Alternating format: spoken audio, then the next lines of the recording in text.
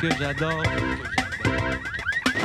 Lundi 21 février 2000, le Mouvement national des Québécois compare la souveraineté à un parcomètre dont le temps est expiré. Parlant de parcomètre, une fois je marchais sur Sainte-Catherine et ma femme a dit « Hey, regarde cet Aznavour! » Puis je suis rentré dans un parcomètre. Conclusion, c'est pas demain que le Québec sera un pays. Et Statistique Canada révèle que 60% des nouveaux emplois sont décrochés par des femmes. Ah, ces femmes! Elles sont là pour vous dire qu'Aznavour est dans la rue, mais ne comptez pas sur elles pour vous dire de faire attention au parcomètre. Ah, d'accord. Oh, bonne fin du monde et bon début de semaine, mesdames et messieurs. Tout d'abord, des nouvelles de moi. Et que j'ai-tu pas hâte, moi, au 2 mars? Et pourquoi suis-je soudainement comme ça, 2 mars, au FOB? Parce que le 2 mars prochain, M. Simon du Rivage fera peur au monde. C'est vrai, parce que c'est écrit dans le journal. Et j'ai d'ailleurs reçu en exclusivité aujourd'hui les premières images terrifiantes de Simon faisant peur au monde qu'on pourra voir le 2 mars prochain. Est-ce qu'on peut montrer ça tout de suite? Parce que moi, je suis pas...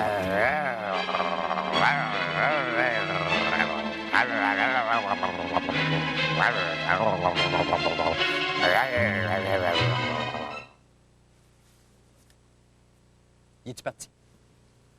Ah, moi, le cœur rase de m'arrêter à chaque fois que je le... Et je suis en beau roudoudou, parce que c'est pas du tout une bonne idée d'effrayer le public, je pense. Non. Moi, je suis pour le rassurage. Oui, le rassurage. Et ne jugez pas mon vocabulaire quand je suis sur le point de vous rassurager. Oui, rassurager. C'est un verbe, ça, qui existe, comme dansiner le gogo ou pouponner une saucisse. Vous pouvez même pas comprendre, vous n'êtes même pas en nomination pour un Métrostar. C'est ça que j'ai dit d'ailleurs tout le temps à Patrice Lécuyer. Et on se dit toujours ça, Patrice, foutu public, même pas capable de compréhenser ses artistes correctement. Or donc, le mot d'ordre aujourd'hui, c'est le rassurage. Et c'est ce que je vais faire immédiatement avec mon vieux comparse et ami Bruno Blanchet. Ensemble, nous allons établir une liste exhaustive de choses qui nous font peur. Et ce que nous allons faire, nous allons les exorciser immédiatement par le biais d'une chanson Pépé. Bruno, s'il te plaît. Maestro! Des champignons, du psoriasis, avaler un hameçon. Des abcès, David Lahaye et un crash d'avion. La bactérie mangeuse de chair, un gros French kiss de ta grand-mère, se faire pogner par la cheville dans un cimetière. Une fouille intégrale, ou prendre son bain dans l'eau sale, monter des marches avec une jaquette d'hôpital. Dans un sushi, trouver un verre, rester pris les yeux croches. Un Q-tips dans l'urètre, Louise Baudouin en skateboard. Un téléphone du gars de l'impôt, perdre le billet gagnant de l'auto, puis faire du cheval tout nu en bas de ses roues. Un scorpion dans tes culottes, une graphing dans sauce sport. Se tromper de roulotte, camper avec une motte. Se pencher devant un nain au moment où il s'allume un cigare, rencontrer toutes ses ex dans le même bar. Un gorille qui te saute dans le dos, manger une pitoune de bingo, être échangé contre un troupeau de chameaux. Lapin d'ici au Mexique, un film de Léa Poule. Le fantôme de Rose Ouellette, ça donne la chair de poule. Manger du pain moisi en écoutant le Dr. Welby et pas savoir de où ce qui vient le drôle de bruit. Être malade de boisson dans un bain tourbillon.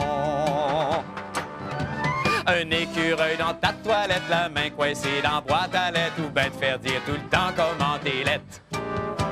Une chanson qui finit plus avec un mime de cul. Mime de cul. Mime de cul. Mime de cul. Merci infiniment, Bruno!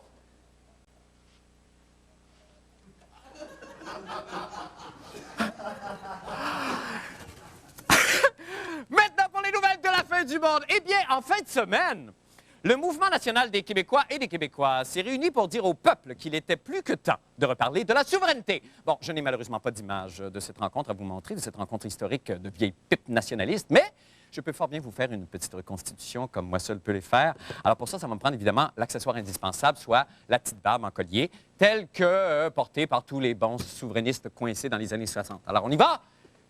Magie du théâtre!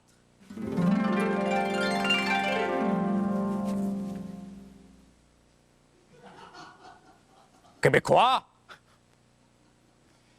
Québécoises, il est grandement temps que nous ayons un pays. Ouais. Mais, oh shit. Avant ça, y a-t-il quelqu'un bâtard qui a un truc pour se faire pousser une moustache? Ouais. Parce que ça fait pas à tout le monde une barbe comme ça. Ouais. Ah bah, Jean Chrétien! Ouais. Bon, à part un petit défaut, là, c'est à peu près ça qui s'est passé ce week-end. Je roule mes manches, puis je marche. Comme ça, 60% des nouveaux emplois obtenus par des femmes. Là, mais écoutez, mais qu'est-ce qui arrive aux hommes pendant ce temps-là? Mais non, mais parce que, regardez, M. Gilles Latulippe, par exemple. M. Gilles Latulippe, il va fermer, là, son théâtre des variétés, où pendant 33 ans, M. Gilda a été obligé de s'habiller en Gerda parce qu'aucune femme avait le courage d'aller danser avec des plumes dans le postérieur. Madame, voulez-vous danser, le cochi-cochi, la plume aux pètes? Hein? Cochi-cochi? Cochi-cochi? Je fais le cochi-cochi. Ben non! On est des femmes! On se respecte! On veut être médecin, on veut être avocat, gouverneur général et mettre nos maris sur la paille, au chômage. Mais être une respectable danseuse de cochi-cochi, non, non, non. Hein, Marco? Non, non, non. Hein, toi? Non, non, non. Eh bien, moi, je dis bravo, M. Latulippe.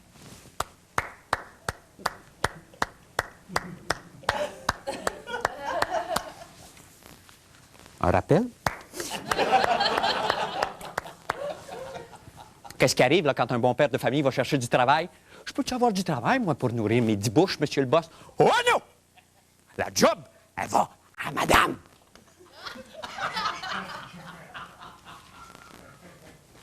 Là, pendant ce temps-là, qui c'est qui paye?